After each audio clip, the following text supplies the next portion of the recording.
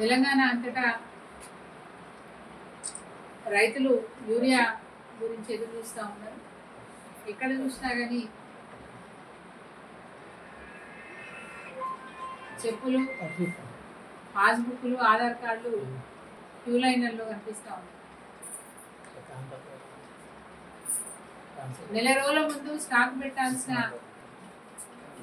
పంట చేతికొస్తున్న సమయంలో ఇప్పుడు యూరియా సరఫరా చేసే ప్రయత్నం చేస్తుంది. అది కూడా రైతుకు తగినంతగా ఇవ్వలేని పరిస్థితి ఈ ప్రభుత్వానికి. కేసీఆర్ గారు ముఖ్యమంత్రిగా ఉన్నప్పుడు ఏప్రిల్ మేలోనే, ఎందుకంటే ఏప్రిల్ మే ఆ సీజన్లో దేశంలో ఎక్కడ కూడా ఎరువులకు డిమాండ్ ఉంటుంది. సో డిమాండ్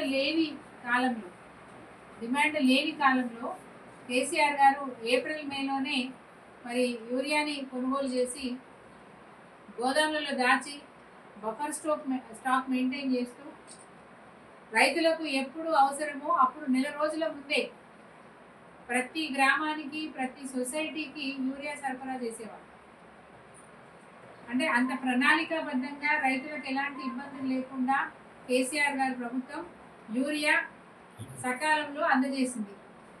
ఇంకా ముఖ్యమైన మాట ఏంటంటే కరోనా లాంటి సందర్భంలో కూడా అంత ఇబ్బందికరమైనటువంటి పరిస్థితిని ఎదుర్కొని మన యూరియా స్టాకు విశాఖపట్నం హార్బర్ పోర్టుకు వస్తే, విశాఖపట్నం హార్బర్ పోర్టు ఓడరేవులకు వస్తే అక్కడి నుంచి తెచ్చుకోవాలంటే కూడా చాలా ఇబ్బందిగా ఉంటే ఆంధ్రాలో ఉన్న మంత్రి గారితో మాట్లాడి అక్కడి నుంచి వ్యాగన్లలో మనకు కావాల్సిన యూరియా అక్కడి నుంచి వ్యాగన్లలో మరి తెలంగాణకు తరలించి అన్ని జిల్లాలకు, అంత కరోనా లాంటి గడ్డు కాలంలో, అంత కష్టకాలంలో కూడా అన్ని జిల్లాలకు, అన్ని సొసైటీలకు నెల రోజుల ముందే యూరియాని పంపించిన ఘనత కేసీఆర్ గారు. కానీ ఈరోజు ప్రభుత్వానికి చిత్తశుద్ధి లేదు, రైతుల పట్ల శ్రద్ధే లేదు. కరెంటు కోతలు, మోటార్లు గాలిపోవడాలు, ట్రాన్స్ఫారాలు పేలిపోవడాలు. గతంలో పంట కూడా మరి పంట పండినాక నెల రోజుల దాకా కూడా వరి కొనుగోలు కేంద్రాలు ఏర్పాటు చేయలేదు. రైతుల్ని అరగోస పెడుతుంది ప్రభుత్వం. ఎన్నికటి రోజులు వస్తాయని పాటలు పెట్టిరు ఎన్నికల సమయంలో, ప్రచారంలో. ఆ ఎన్నికటి రోజులు నిజంగానే కనబడుతున్నాయి ఈరోజు రైతులకు. రైతులు ఈరోజు క్యూ లైన్లలో నిలబడి పక్షవాతం వచ్చి పడిపోయిన రైతులు ఉన్నారు, గుండెపోటు వచ్చి చనిపోయిన రైతులు ఉన్నారు. ఈరోజు మీరు రైతుల పట్ల చూపించే నిర్లక్ష్యం వల్ల ఈ రోజు వరకు రైతులు 700 మంది ఆత్మహత్య చేసుకున్నారు, బలవన్ మరణం పొందినారు. ఈరోజు కాంగ్రెస్ పార్టీ ఉద్దార్పం వల్ల రైతుల ఉసురు ఊరికే పోదు. తప్పకుండా కాంగ్రెస్ పార్టీకి ఈ ఉసురు తగులుతుంది, రైతుల ఉసురు తగులుతుంది. రైతు ఏడ్చిన రాజ్యం నిలవదంటారు. రైతులు ఏడవడం కాదు, ఉరివేసుకుంటున్నారు, బలవన్మరణం చేసుకుంటున్నారు. వాళ్ళ ఉసురు తప్పకుండా తాగుతుంది. ఈ ప్రభుత్వానికి బుద్ధి తెచ్చే రోజులు తొందరలోనే వస్తూ ఉన్నాయి. ఇంకా విచిత్రమైన విషయం ఏంటంటే, నేను నిన్న స్క్రోలింగ్లో చూసిన, రీల్స్లో చూసిన, రేవంత్ రెడ్డి గారు ప్రతిపక్షంలో ఉన్నప్పుడు కేసీఆర్ ప్రభుత్వాన్ని డిమాండ్ చేశారు. వరదలు వచ్చి ప్రాణ నష్టం జరిగితే ప్రాణ నష్టం చేసిన కుటుంబానికి 25 లక్షలు ఇవ్వాలి నువ్వు అని చెప్పి ఆ రోజు డిమాండ్ చేశారు. ఇవాళ వారు 5 లక్షలు ప్రకటించారు. అంటే నువ్వు ప్రభుత్వంలో ఉంటే ఒక మాట, కేసీఆర్ గారు ప్రభుత్వంలో ఉంటే ఒక మాట అని అడుగుతా ఉన్నాను. ఈయనకు తోడు సీతక్క కూడా మాట్లాడింది 25 లక్షలు ఇవ్వాలని. సీతక్క ఎటుపోయని మాట. మరి అప్పుడు 25 లక్షలు అంటే ఇవాళ 5 లక్షలు ఎందుకు ఇస్తున్నావు సీతక్క అని అడుగుతున్నాను. ఇదే సీతక్క ఇప్పుడు ఎట్లయితే ఉత్తర తెలంగాణలో వరదలు వచ్చి, వర్షాలు వచ్చి, ఇల్లు కొట్టుకుపోయి, మనుషులు కొట్టుకుపోయి, ఆస్తులు కొట్టుకుపోయి, పంట పొలాలు కొట్టుకుపోయి ఆగమైతే, ఒకప్పుడు ఇట్లనే వరదలు వచ్చి తన నియోజకవర్గంలో ఒక గూడానికి రోడ్డు తెగిపోయిందని, రాకపోకలు లేవని, తిండి గింజలు లేవని ఈమెనే వీడియోలు తీసి పెట్టింది. సీతక్కనే మూటలు మోసింది, ముళ్ళలు మోసింది, కూరగాయలు తీసుకుపోయి ఇస్తున్నా అని చెప్పి వీడియోలు పెట్టుకొని రాష్ట్రం అంతా వైరల్ చేసుకుంది. మరి ఇప్పుడు ఎటుపోయిందంటే నీ సహాయ గుణం, మంత్రి అయితే అహంకారం వచ్చిందా నీకు? ఇవాళ కూడా ఇక్కడ కామారెడ్డి కాడ మెదక్ జిల్లాల సంగారెడ్డిలా వరదలు వచ్చి ప్రజలు ఆగమైపోయారు. మరి ఆ రోజు మూటలు ముళ్ళలు మోసినావు, ఇవాళేమైంది?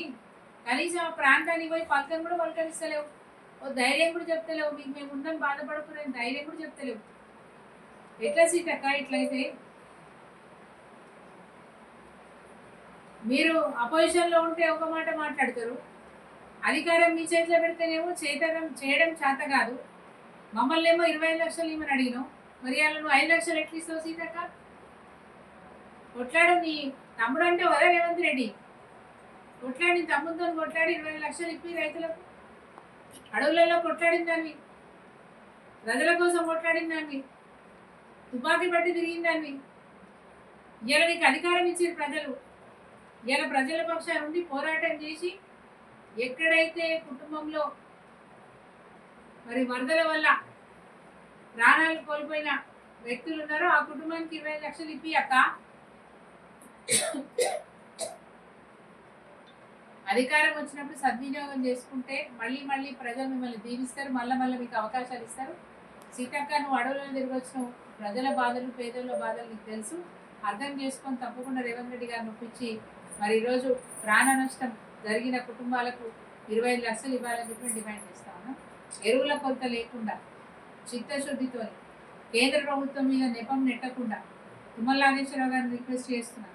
సార్, మీరు తుమ్మల నాగేశ్వరరావు గారు కేసీఆర్ గారి ప్రభుత్వంలో మీరు కూడా క్యాబినెట్లో ఉన్నారు. మీరు క్యాబినెట్లో ఉన్నప్పుడు మీరు గమనించినారు, నెల రోజుల ముందే మీ ఖమ్మం జిల్లాలో కూడా రైతులకు సకాలంలో ఎరువులు ఇచ్చినారు. మరి ఈరోజు వ్యవసాయ శాఖ మంత్రిగా మీరే ఉన్నారు. గతంలో ఎట్లుండే ఇప్పుడు ఎట్లుంది మీ అనుభవమే మీకు చెప్తా ఉన్నది. దయచేసి ఇప్పటికైనా కేంద్ర ప్రభుత్వం మీద నెపం నెట్టకుండా మీరు ఏం బాధలు పడతారో ఏం చేస్తారో మీకు ఒక అవకాశం వచ్చింది. రైతుల దగ్గర మా మంచి మంత్రి అనిపించుకునే అవకాశం వచ్చింది. ఎక్కడ కూడా ఇబ్బంది లేకుండా రైతులకు సకాలంలో ఎరువులు అందియాలని చెప్పి కోరుకుంటూ ఇంకో మాట వారికి గుర్తు చేస్తా ఉన్నాను.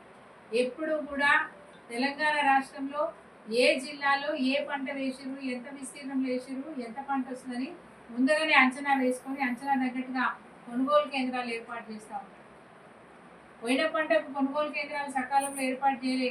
రేపు రాబోయే పంట కన్నా సకాలంలో మీరు కొనుగోలు కేంద్రాలు ఏర్పాటు చేయాలంటే ముందుగానే ఒక అంచనాకు రావాలి.